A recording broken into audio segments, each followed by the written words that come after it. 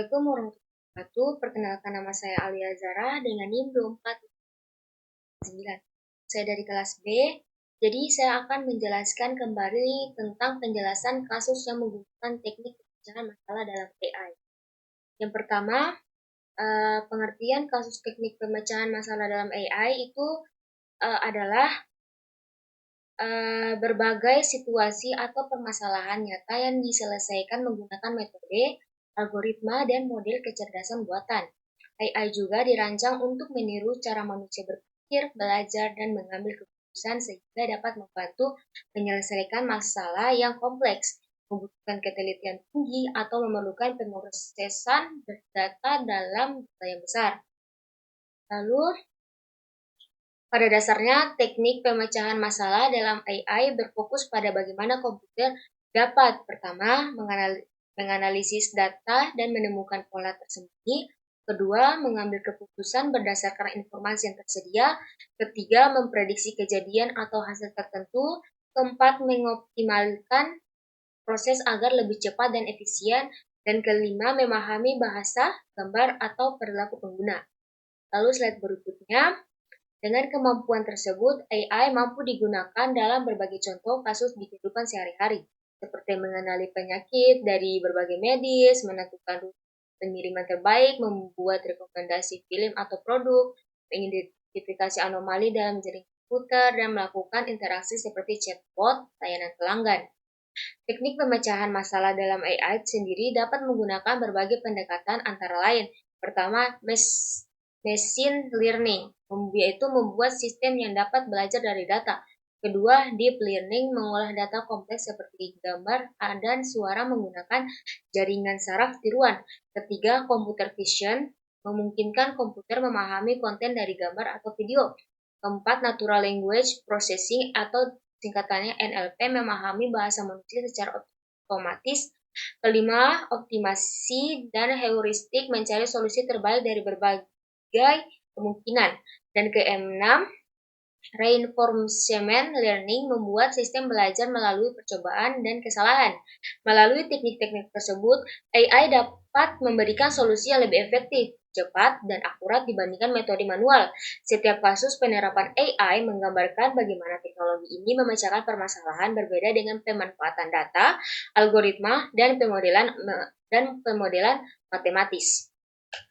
Lalu, 3 contoh kasus yang menggunakan teknik pemecahan masalah dalam AI yaitu pengenalan gambar medis. Dalam bidang pengolahan citra medis, AI dapat digunakan mendeteksi dan mengidentifikasi penyakit atau kondisi medis pada gambar seperti sinar X, CT scan, atau MRI. Ini melibatkan pengguna penglihatan komputer dan deep learning untuk mengenali pola pada gambar medis dan memberikan diagnosis yang akurat. Pada kasus ini, AI dilatih menggunakan ribuan contoh gambar medis yang sudah diberi label, misalnya paru-paru normal, pneumonia, tumor otak, patah tulang. Lalu model deep learning, terutama Convolutional Neural Network atau singkatannya CNN, belajar mengenali pola seperti bentuk organ, tekstur jaringan, atau adanya kelainan. Setelah terlatih, AI dapat membantu dokter dengan pertama menandai area yang mencurigakan, misalnya potensi tumor, kedua mempercepat proses diagnosis, ketiga meningkatkan akurasi dan mengurangi kesalahan manusia. AI juga tidak menggantikan dokter, tetapi menjadi alat bantu yang sangat kuat dalam pengambilan keputusan medis. Lalu pindah di slide berikutnya. Yang kedua, mengoptimalkan rute pengiriman.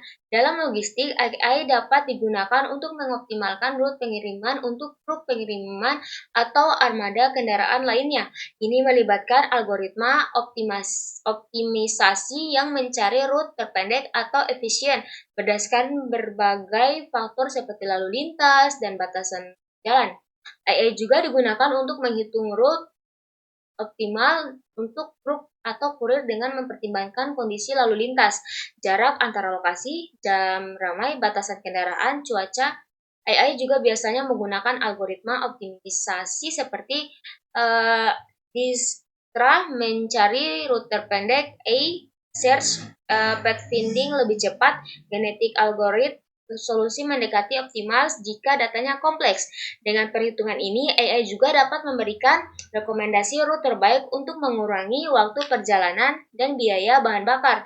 Hasilnya, pengiriman menjadi lebih cepat, efisien, dan dapat diprediksi. Lalu, contoh ketiga, sistem rekomendasi. Di industri hiburan dan e-komersi, sistem rekomendasi menggunakan pembelajaran mesin untuk menganalisis perilaku pengguna dan memberikan rekomendasi yang personal untuk produk, film, musik, atau konten lainnya. Sistem rekomendasi digunakan oleh e-komersi, Netflix, YouTube, Spotify, dan media sosial lainnya.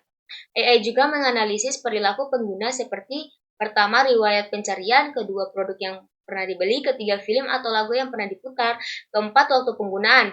AI juga kemudian memodelkan pola kesukaan dan memberikan rekomendasi personal. Ada dua teknik utama. Pertama, content based. Rekomendasi berdasarkan kesamaan konten, misalnya jika suka drama romantis, AI merekomendasikan film bergenre sama. Yang kedua, kolaboratif filtering. AI mencari pengguna lain dengan selera mirip, lalu merekomendasikan produk atau film yang mereka sukai. Hasilnya pengguna merasa platform lebih sesuai kebutuhan dan perusahaan mendapatkan peningkatan interaksi serta penjualan. Lalu, masuk di kesimpulan. Ketiga contoh kasus ini menunjukkan bagaimana AI dapat memecahkan masalah nyata di berbagai bidang kehidupan. Dalam bidang medis, AI membantu mendeteksi penyakit dengan cepat dan akurat.